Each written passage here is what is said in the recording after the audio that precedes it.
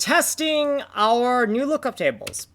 In this section here, unit test on any environment, got some tags, define this section, and bit cross-section cross-check. Kind of a tongue twister.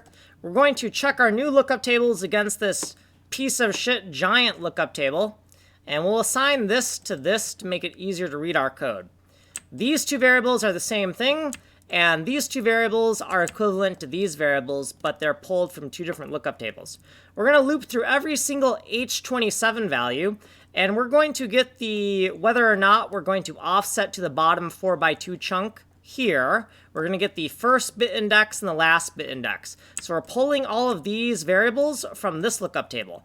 Then we want to pull the same three variables from the other lookup table. So these three variables are the same variables as these variables in the same exact order, except we're pulling from these three lookup tables: H27 to VOS, H27 to network bit order 0 GPU, H27 to network bit order 1 GPU. First bit, last bit. H27 goes out, the different things we want go... Oh, sorry, H27 goes in, the different things we want go out. So then all we got to do is we have to cross-check these against these and make sure that they agree with each other. So if these are not equivalent, then we're going to throw these error messages. The tests are already passing, so I know that this check works, and we can continue to work on the functions. Where are you?